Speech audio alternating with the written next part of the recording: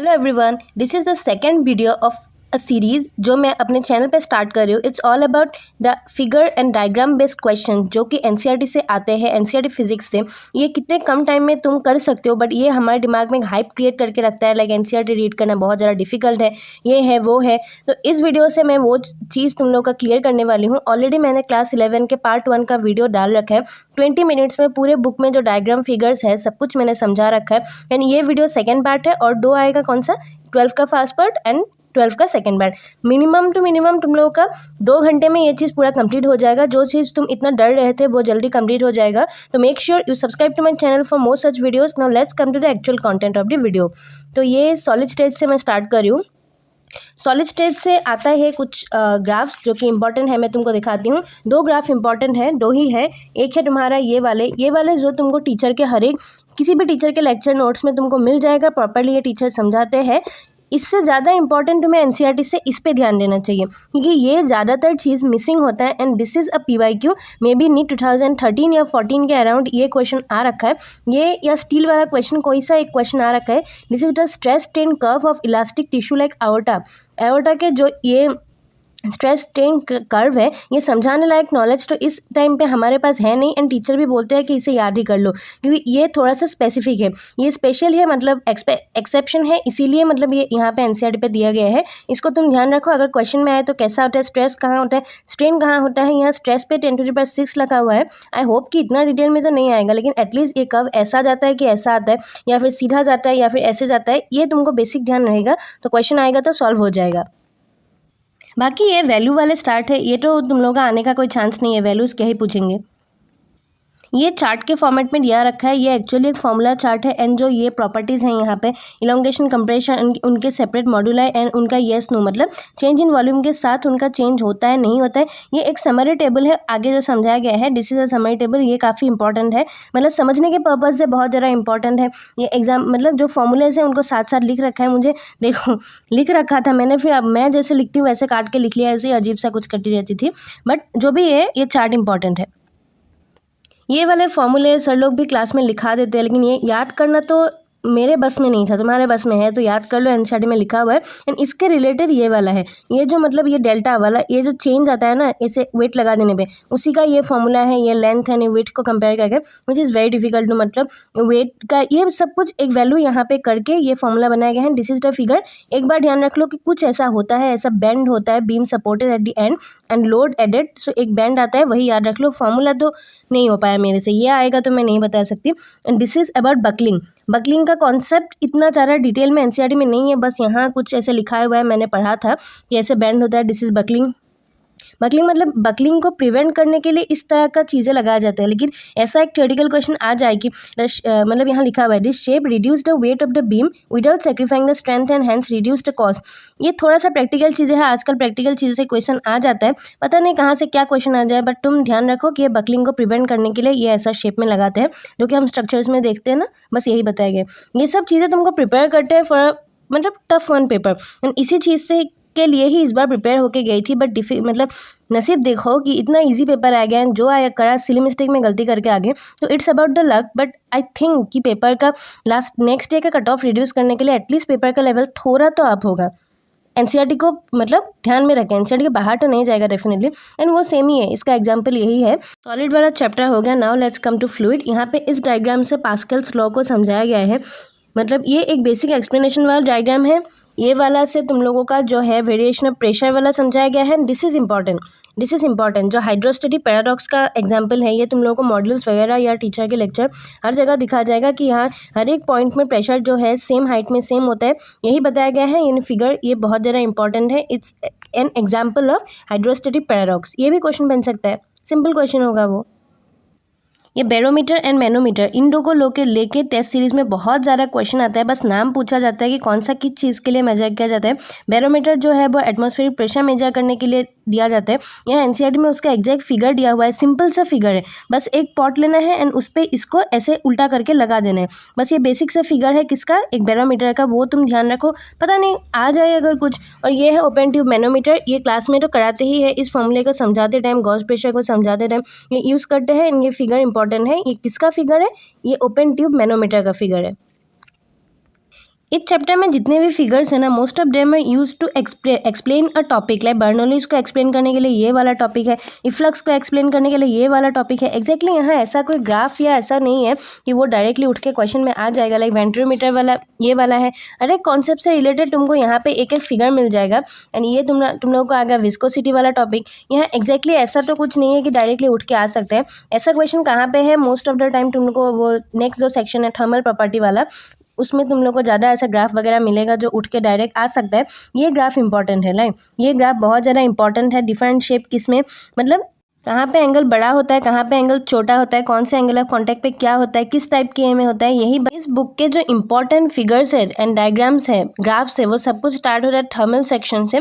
Thermal section का ये वाला क्वेश्चन बहुत ज़्यादा, ग्राफ बहुत ज़्यादा इंपॉर्टेंट है। इसमें तुमको टेम्परेचर के डिग्री फ़ारेनहाइट एंड टेम्परेचर के डिग्री सेल्सियस के बीच एक ग्राफ दिखाया हुआ है। आई थिंक ये तुमने हो सकता है 50% ऑफ स्टूडेंट्स ने ये पहली बार देखा हो, क्योंकि ये जनरली मतलब चीज़ों में मिसिंग होता है। लेकिन एनसीईआरटी में डायरेक्टली दिया हुआ है कहाँ पे तुम लोग का 32, 212, 0 एंड 180, बस इसी का ग्राफ बनाया हुआ है। इनके पोजीशंस तुम ध्यान रख सकते हो। It's a plot of Fahrenheit temperature versus Celsius temperature. ये डायरेक्टली आएगा तो ये जो एनसीईआरटी पढ़ के जा रहे हैं उनके लिए सिंपल क्वेश्चन होगा। नहीं तो बाकी लोग सोचते रह जाएंगे दो टेम्परेचर को एक साथ कैसे ग्राफ में लाए। ये प्रेशर वर्सेस टेम्परेचर का ग्राफ है कि टेम्परेचर यहाँ पे आ गया -273.5 डिग्री में आके कैसे एंड पॉइंट कौन सा है, ये ग्राफ का एंड पॉइंट कौन सा है, ये तुम ध्यान रखो। टेम्परेचर इससे कम नहीं जा सकता, इसलिए प्रेशर भी यहाँ आके ज़ीरो हो गया, ऑलमोस्ट ज़ीरो। ये डॉटेड लाइन यही मीन करता है कि ये पॉसिबल सिचुएशन नहीं है। ये गैस ए बी सी जो भी गैस हो उसका pressure is always zero at absolute zero temperature. मतलब एब्सोल्यूट ज़ीरो टेम्परेचर क्या था, 0 केल्विन। 0 केल्विन पे आके ही प्रेशर ज़ीरो होगा तीनों गैस का, जो भी टाइप के गैस हो, gas A B C. But end में आके उनको इसी प्रेशर पे, इसी टेम्परेचर पे प्रेशर जीरो करना है। किस पे, एक जो एब्सोल्यूट जीरो होता है, लाइक -273.15। ये भी ध्यान रखना है, एनसीईआरटी में बार बार 15 मेंशन किया हुआ है। -273 तो सबको याद रहता है, 0.15 यहाँ एनसीईआरटी में मेंशन है। ये बहुत ज़्यादा इंपॉर्टेंट है। ऐसे ग्राफ डायरेक्टली नीट में उठ के आ सकता है। Coefficient of volume expansion of copper as a function of temperature, क्योंकि इसका जो बिहाइंड का कॉन्सेप्ट है वो समझने का अभी हमारा सिलेबस में नहीं है, बट ये ग्राफ दिया हुआ है एज ए एक्सेप्शन। सो अगर ये उठ के आ गया तो you have to learn this graph. कुछ ग्राफ ऐसे मिलेंगे तुमको फिजिक्स में जिसको समझना अभी टाइम नहीं है। समझने का जो बेसिक ग्राफ होता है वो तो समझा देंगे, बट एक्सेप्शन वाले ग्राफ जो एनसीईआरटी में दिया हुआ है वो अभी समझने का तुम्हारे पास टाइम नहीं है। तुम बस इसे ध्यान रखो कि हाँ ये ग्राफ इस तरह का होता है, 2 पॉइंट दे रखा है, पॉइंट को इतना ध्यान मत दो, बस ध्यान याद दो कि कोफिशिएंट ऑफ वॉल्यूम एक्सपेंशन कैसे चेंज होता है विथ टेम्परेचर। एंड देख सकते हो तुम हायर टेम्परेचर पे आके पूरा कांस्टेंट हो गया। तो ये चीज़ जो है इंपॉर्टेंट है। तुम लोग को मतलब ऐसा जैसे जैसे ग्राफ बना सकता है, लेकिन एंड में आके ये कांस्टेंट वाला चीज़ दिखाई गई है, बिकॉज उसी को दिखाने के लिए ये चीज़ बनाया गया है कि टेम्परेचर के साथ बढ़ता है। एंड जब एक स्पेसिफिक पॉइंट के बाद टेम्परेचर और ज़्यादा बढ़ाओगे तो it will be constant. And ये दिखाने के लिए ही यही ग्राफ बनाए हैं। इस ग्राफ में टाइम के साथ हीटिंग को दिखाया गया है कि आइस को हीट करने पे टाइम टू टाइम उसका टेम्परेचर कैसे चेंज होता है, ये दिखाया गया है। I don't think it's important, but पता नहीं कभी कब क्या आ जाए। एनसीईआरटी में दिया गया है ना, जैसे हम बायोलॉजी में बोलते हैं ना, एनसीईआरटी में कोई डॉट भी दिया हुआ है, टीचर बोलते हैं डॉट भी है तो उसे भी तुमको याद रखना चाहिए। अभी का कंडीशन ही यही है, पता नहीं अगले साल एनसीईआरटी के कहाँ से क्या क्वेश्चन आ जाए। आएगा एनसीईआरटी से एटलीस्ट वो तो कंफर्म है ना, तो ज़्यादा मत सोचो। एटलीस्ट एनसीईआरटी में जो एग्जैक्टली एक ग्राफ दिया हुआ है ना, पूरा तुम 2 पेज के अंदर देखो, 2 पेज के अंदर तुम्हारा एक ग्राफ दिया हुआ है, उस ग्राफ को तुम्हें ध्यान रख के जाने में आई थिंक कोई प्रॉब्लम नहीं होनी चाहिए। ट्रिपल पॉइंट वाला ये पैराग्राफ ही बहुत ज़्यादा इंपॉर्टेंट है। ये 2 ग्राफ, एक तुम्हारा प्रेशर का किसके साथ, एक वाटर का, एंड ये कार्बन डाइऑक्साइड के साथ ये दिया हुआ है कि नॉट टू द स्केल। ये इतना ध्यान रखने का तो है नहीं, क्योंकि समझने तो ये नहीं आएगा किसी को, ये ही टीचर क्लास में समझा देते हैं। इसको तुम ध्यान रखो। एंड CO2 वाले में ध्यान रखो, इसी टाइप का होता है ऑलमोस्ट। एग्जाम में देख के तो एटलीस्ट तुम कंफ्यूज नहीं हो गया अगर ये क्वेश्चन आ गया तो, कि हाँ इसी तरह का होता है, सेम टू सेम ही था पास, बस इसका थोड़ा सा ऐसे होता है, इसका साइड में जाके ये 2 पार्ट में टूट जाता है, लाइक अ पेड़ का डंडी। तो ये सिंपल सा ही है, बस एग्जाम में आएगा तो कंफ्यूज नहीं होना। ये CO2 वाला यहाँ दिया हुआ है और वाटर वेपर वाला यहाँ दिया हुआ है। दोनों किसका ग्राफ है, ट्रिपल पॉइंट का ग्राफ है, प्रेशर एंड टेम्परेचर का ग्राफ है, जहाँ दिखाया गया है किसको, ट्रिपल पॉइंट को। इस चैप्टर में फिगर्स एंड ग्राफ बहुत ज़्यादा है, इंपॉर्टेंट भी है, इसलिए लंबा खींच रहे हैं। ये वाला देखो तुम्हारा टेम्परेचर एंड हीट का जो ये कर्व है, ये टीचर करा ही देते क्लास में। इसका वैल्यू जो है तुमको डेफिनेटली याद ही रखना है। 80 दिखाया गया है एंड 840 ये किलो कैलोरी वाला दिखाया गया है एंड जो जूल वाला भी है, ये तुमको MCQ सॉल्व करने में, कैलकुलेशन करने में याद रखना ज़रूरी है। तुम बस ये ध्यान रखो, ये जो स्लोप वाला होता है, किस पे स्लोप ज़्यादा होता है, किस पे स्लोप कम होता है, ये भी यहाँ पे ध्यान रखना होता है। लाइट क्यों काँप रहा है भाई, बनाने दो ना शांति से वीडियो। फेज चेंज की कंडीशन में किस तरह से स्लोप जीरो रहता है, ये लाइन स्ट्रेट रहता है, ये चीज़ तुमको ध्यान देना चाहिए। सॉलिड से गैस में जाता है, टेम्परेचर साथ में बढ़ता है एंड इसका जो लेटेंट हीट है वो उसका वैल्यू यहाँ पे दिखाया गया है। एंड अभी आते हैं नेक्स्ट तुम लोगों का, यहाँ कुछ ये इस फिगर में कंडक्शन, कन्वेक्शन एंड रेडिएशन का एक साथ एग्जांपल बताया गया है। अगर तुमको समझ में नहीं आता डिफरेंस क्या है, कंडक्शन के थ्रू ये लोहा गर्म हो रहा है, कन्वेक्शन के थ्रू इसके पास जा रहा है एंड रेडिएशन के थ्रू, क्योंकि मटेरियल मतलब इससे जो निकलता है ना, जो मतलब क्या होता है वेपर्स या जो भी हो, जिस तरह का मटेरियल निकलता है वो ऊपर ही तो जाएगा ना, पलट के इधर तो नहीं आ सकता। तो यहाँ कैसे गर्म हो गया, इट्स ड्यू टू रेडिएशन। ये सिंपल एक फिगर से तुम्हारा 3 कॉन्सेप्ट एकदम अच्छे से क्लियर हो जाएगा। एंड नेक्स्ट क्या है, ये सब चार्ट्स वगैरह इस सब में ध्यान नहीं देना, ये सब कैसे आ सकता है, तुम लोगों चार्ट्स तो नहीं पूछेंगे ना वहाँ पे। ये इंपॉर्टेंट है, न्यूटन लॉ ऑफ कूलिंग का ये फिगर इंपॉर्टेंट है। मतलब कर्व के साथ शो कर रहा है कि न्यूटन लॉ ऑफ कूलिंग होता क्या है, टाइम के साथ साथ ये कैसे चेंज होता है, मतलब difference in temperature versus time. ये वाला ग्राफ इंपॉर्टेंट है, ये देख लेना। एंड ये न्यूटन लॉ ऑफ कूलिंग का ये नॉर्मल टेम्परेचर के साथ टाइम था एंड ये लॉग के साथ है, मतलब वहाँ था, एक सेकेंड दिखाती हूँ, यहाँ था तुम लोगों का वाई एक्सिस में टेम्परेचर का डिफरेंस एंड यहाँ है टेम्परेचर का डिफरेंस का लॉग। एंड ग्राफ दोनों में डिफरेंस तुम देख सकते हो, एक कर्व था and this is a straight line and इसका प्रॉपर एक स्लोप है, स्लोप का ये फॉर्मूला है क्या है, बाकी तो तुम लोगों को समझ में आ जाएगा, बस ग्राफ ध्यान रखना, एक लॉग वाला एक नॉर्मल वाला। Now let's come to thermodynamic chapter. ये तुम देख सकते हो, ये ग्राफ के पास मैंने क्वेश्चन मार्क लगा रखा है कि ये ग्राफ मुझे समझ में नहीं आया। अब कुछ चीज़ ऐसे होता है कि तुमको समझ में नहीं आएगा एंड समझने के लिए भी शायद तुम्हारे पास टाइम कम पड़ेंगे, तो ऐसे चीज़ों को तुम्हें याद करने के ज़्यादा और कोई रास्ता नहीं होता, क्योंकि आएगा तो इतना कॉन्सेप्चुअल नहीं आएगा। अगर टफ क्वेश्चन आएगा डायरेक्ट उठ के आएगा, मुझे ये ग्राफ समझ में नहीं आता है, क्वेश्चन मार्क अभी भी क्वेश्चन मार्क ही रह गया। बस ये ग्राफ तुम ध्यान रख लो कि स्पेसिफिक हीट टेम्परेचर के साथ कैसे चेंज होता है। जनरली हम स्पेसिफिक हीट का एक पर्टिकुलर वैल्यू पढ़ते हैं, तो हो सकता है हमको लगे कि स्पेसिफिक हीट जो है टेम्परेचर के साथ चेंज नहीं होता। हो सकता है यहाँ वाई कंपोनेंट का जो वैल्यूज़ दिया गया है वो 0.004 0.008 इतना कम रेंज में मतलब चेंज हो रहा है, लेकिन एटलीस्ट चेंज होने का यहाँ ग्राफ दे रखा है। Then you have to know कि ये टाइम के साथ टेम्परेचर के साथ ये कांस्टेंट नहीं रहता है, ये वेरी करता है। ये चीज़ तुमको ध्यान रखना चाहिए। मुझे भी इतना ही पता था, इसके बारे में ज़्यादा मैंने रिसर्च नहीं किया, because it's gonna waste your time, इतना डिटेल में आएगा भी नहीं। जो है उसे अगर याद है तो मेक श्योर कि यहाँ से बनने वाला क्वेश्चन बन जाएगा तुमसे। ये PYQ तुमको लास्ट ईयर भी दिख जाएगा या उससे पहले वाला भी। इस क्वेश्चन से बहुत बार बहुत PYQ आता है। ये प्रेशर वर्सेस वॉल्यूम का ग्राफ है, किस चीज़ का, एक ही ग्राफ में आइसोथर्मल ये यहाँ का नहीं है क्वेश्चन मार्क, ये मुझे समझ में आता था, ये अलग है, ये ऊपर का शायद किसी चीज़ का है। मुझे वो एडियाबेटिक प्रोसेस का कुछ अगर नहीं पता था तो उसका है, मुझे ये समझ में आता था। इतना ईजी है, किसको नहीं आएगा। ये आइसोथर्मल वाला है, ये एडियाबेटिक है एंड ये आइसोथर्मल एंड एडियाबेटिक। कौन से में एक्सपेंशन, कौन से में कंट्रैक्शन, तुम बस ये देख लेना। इस पे देखो, इनिशियल पॉइंट लो वॉल्यूम पे है and final point high volume पे है, मतलब ये क्या है, ये है एक्सपेंशन। एंड इस पे भी देखो, एडियाबेटिक में इनिशियल पॉइंट जो है वो कम लेस, मतलब यहाँ से ऐसे आओ, ये कम वॉल्यूम वाला है ना, एंड जो फाइनल पॉइंट है इट्स एट हाई वॉल्यूम, तो दिस इज एक्सपेंशन, मतलब इसके रिवर्स वाला आइसोथर्मल कंप्रेशन एंड ये रिवर्स वाला एडियाबेटिक कंप्रेशन। ये ध्यान रखना कि इसके ऊपर वाले जो है, मतलब जिनका स्लोप कम है दिस इज आइसोथर्मल एंड जिसका स्लोप ज़्यादा है दिस इज एडियाबेटिक। ये बस ध्यान रखना तुम। Now let's come to KTG chapter में इतना ज़्यादा ग्राफ नहीं है, because it's based on a simple concept. उस कॉन्सेप्ट पे इतना ज़्यादा ग्राफ नहीं है, बस 2 ही ग्राफ दिखा हुआ है। आई होप कि पीछे कोई ग्राफ नहीं है चैप्टर का। एक तुम लोगों का दिया हुआ है इस वाले फॉर्मूले के साथ, जो मतलब काइनेटिक थ्योरी का मेन फॉर्मूला है, उस फॉर्मूले के साथ प्रेशर के साथ जो रिलेशन है जो हम करते हैं कि आइडियल गैस होता तो ये होता, ये गैसेस नीचे आ रहे हैं एंड टेम्परेचर का रेंज क्या है, वो जो कॉन्सेप्ट हम पढ़ते हैं इसी का रिप्रेजेंटेशन है। Real gas approaches ideal gas behaviour at low pressure and high temperature. मतलब ये टेम्परेचर T1 जो है वो सबसे ज़्यादा है high temperature and low pressure, इस कंडीशन में प्रेशर इस तरफ बढ़ रहा है, ये लो टेम्परेचर है। देख रहे हो जैसे जैसे सारी गैसेस लो टेम्परेचर की तरफ आ रहा है वो सब मतलब आइडियल के लाइन को टच कर रहा है एंड जो आइडियल के लाइन के सबसे करीब है it is at highest temperature, that's why it's at the close with the ideal gas line.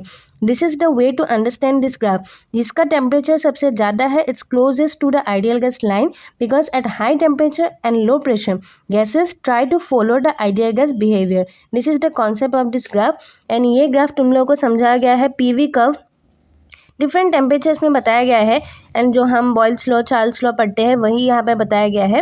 ये तुम यहाँ पे टेम्परेचर का बस ध्यान दो कि कौन सा ग्राफ ऐसे क्लोज आ रहा है, कौन सा ग्राफ का मतलब ये एरिया जो है ज़्यादा है उसके रेस्पेक्ट पे उसका टेम्परेचर जिसका ज़्यादा है उसका सबसे ज़्यादा जो है वो एरिया आएगा अगर ग्राफ का एरिया लिया जाए। इसी तरह का एक कॉन्सेप्ट था, मतलब क्या है PV लोगे तो वही एरिया हो जाएगा ना, टेम्परेचर जिसका ज़्यादा उसी का सबसे ज़्यादा, टेम्परेचर जिसका एरिया सबसे ज़्यादा, यही बस बताया गया है। तुम ग्राफ पे क्या ध्यान दो, टेम्परेचर वाले पे ज़्यादा ध्यान दो, यही क्वेश्चन आते हैं। सिमिलरली यहाँ पे टेम्परेचर वर्सेस वॉल्यूम का एक ग्राफ बताया गया है जिस पे तुम लोगों का प्रेशर कहाँ पे ज़्यादा कहाँ पे कम यही बताया गया है। ये प्रेशर का ऑर्डर है, ये ध्यान रखना। KTG में से अगर थ्योरी मतलब ग्राफिकल क्वेश्चन आए तो ज़्यादातर PV कर्व TV कर्व या इस तरह से कर्व दे देते हैं एंड उस पर जो ग्राफ के जो वेरिएबल टर्म है मतलब वेरिएबल नहीं मतलब इस ग्राफ में ये चीज़ कांस्टेंट है ना, तो प्रेशर कांस्टेंट है ना, तो डिफरेंट ग्राफ के बीच प्रेशर या टेम्परेचर जो भी चीज़ है उसका ऑर्डर पूछ के बहुत सारे क्वेश्चन आते हैं। ये बहुत ज़्यादा इंपॉर्टेंट है, तुमको हर एक टीचर के लेक्चर में ये मिल ही जाएगा एंड NCERT में जो मेंशन है उसे भी ध्यान रखो। बाकी तो KTG चैप्टर खत्म हो गया, मैंने बोला ही था, और कोई ग्राफ नहीं है। Now let's come to oscillation. Oscillation में ज़्यादातर फिगर्स ऐसे है तो एक्सप्लेन अ कॉन्सेप्ट, मतलब ये चीज़ तुम लोग का देखो ये चीज़ क्या एक्सप्लेन कर रहा है कि पीरियोडिक मोशन है या नहीं, वो एक्सप्लेन किया कर रहा है। एग्जाम्पल्स ऑफ पीरियोडिक मोशन, अगर ये ग्राफ उठ के आ जाए like is it the example of periodic motion, then you have to like yeah it's the example of periodic motion. तो ये 3 ग्राफ बस यहाँ पे एग्जाम्पल में दिया गया है, तुम इसे ध्यान रखो। कभी कभार ये ग्राफ को देख के तुमको लग सकता है कि यहाँ बीच में ब्रेक आ गया, is it not a periodic motion, but no it's an example of periodic motion, क्योंकि एक यहाँ दिखाया गया है एग्जैक्टली एक फिक्स टाइम इंटरवल के बाद यहाँ पे मोशन जो है वो रिपीट हो रहा है, तो ये पीरियोडिक मोशन का एग्जाम्पल है, NCERT में दिया गया है।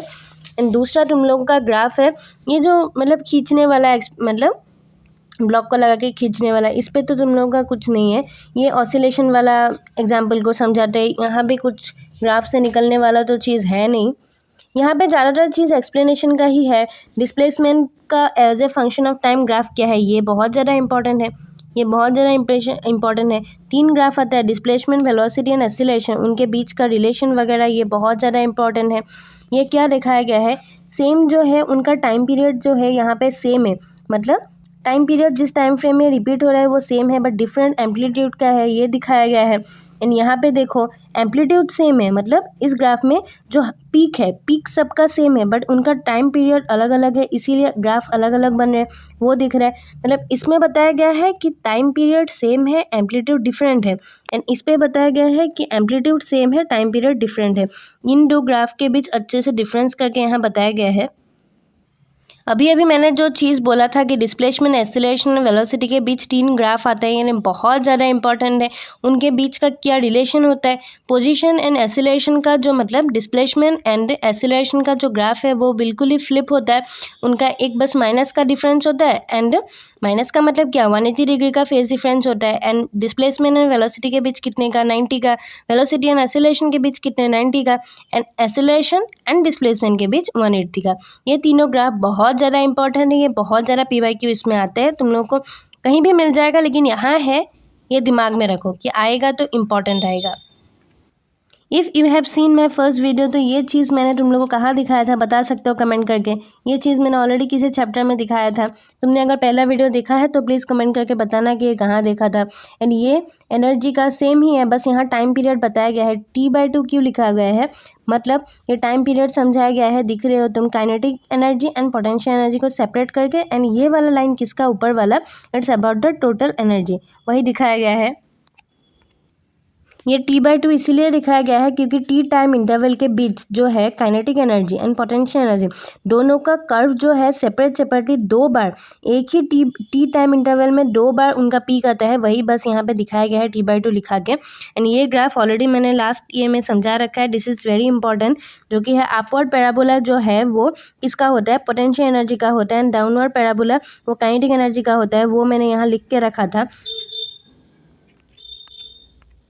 Now let's come to the last chapter wave. इसमें कुछ भी ऐसा इंपॉर्टेंट ग्राफ नहीं है, तुम चाहो तो वीडियो को यहीं पे छोड़ सकते हो।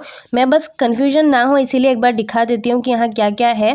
ट्रांसवर्स वेव का एक एक्सप्लेनेशन है, यहाँ हार्मोनिक वेव साइनोसॉइडल का एक एक्सप्लेनेशन है कि रस्सी किस तरह से होता है, मतलब ऐसे खींचोगे तो ये हाथ है, वो दिखाया गया है। एंड दूसरी बात, एंड ये वाला भी एक एक्सप्लेनेशन ही है, बस फिगर्स इसमें बहुत है but it's all about to explain a concept. यहाँ से डायरेक्टली क्वेश्चन आने वाले फिगर तो नहीं है यहाँ पे। मैं बस तुम लोगों के कन्फ्यूजन ना हो इसीलिए पूरा दिखा रही हूँ चैप्टर को, तुमको पता चलेगा। एंड ये भी बस वहीं को दिखाया गया है, रिफ्लेक्शन कैसे होता है, रिफ्लेक्शन ऑफ पल्स ये दिखाया गया है। ये तो फिगर देख के समझ में आने वाली चीज़ वैसे भी नहीं है, तुमको ये पढ़ना ही पड़ेगा। एंड ये जो हार्मोनिक वाला कॉन्सेप्ट है, first harmonic, second harmonic, first overtone, second overtone, अगर तुमने अब तक ये चीज़ नहीं पढ़ा है तो तब पढ़ोगे, तब पता चलेगा तुम लोगों को। बस यही है, इस पे और ज़्यादा कुछ नहीं है, इसीलिए मैंने स्टार्टिंग में बोला कि तुम चाहो तो वीडियो वहीं पे छोड़ सकते हो, but because I am here to not waste your time, just to make you utilise your time by not making such mistake that I had made. NCERT को साथ मतलब बैठ के रटने मत लग जाओ, ये बस तुम्हारा टाइम वेस्ट करेगा, कुछ नहीं। मैंने बताया है कि 25 आउट ऑफ 50 क्वेश्चन बिल्कुल ही थियोरेटिकल आए थे, नहीं 2024 में। इसका मतलब ये नहीं कि directly NCERT line by line पढ़ने स्टार्ट कर दो।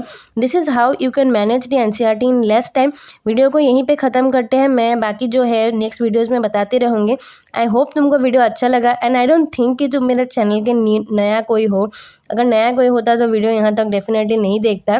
तुमको मेरे बारे में सब कुछ पता है एंड मैं बहुत ज़्यादा ग्रेटफुल हूँ कि तुमने मतलब सपोर्ट दिखाया, तुम लोगों ने मेरे कंटेंट को समझा कि हाँ मैं किसी टीचर को रिप्लेस करने, या मैं ये नहीं कि नीट क्रैक करके पढ़ाने लग गई, नो, मैं बस एज ए सीनियर तुम लोगों का थोड़ा बहुत हेल्प कर रही हूँ। ये कॉन्सेप्ट अगर तुमको समझ में आया तो make sure you comment it down under this video. तो कोई अगर वीडियो को देखने आए तो उसे अच्छा लगेगा कि हाँ वीडियो में कुछ है, बस 1-2 मिनट, मतलब 1-2 मिनट क्या 50 सेकेंड लगेगा, एक कमेंट कर देना कि अच्छा लगा ये कंटेंट, या हेल्पफुल लगा, या फिर यूनिक लगा। तो this will be very motivating for me. So thank you very much. This is Mary Sharma, मेरा नाम याद रखना, आगे काम आएगा।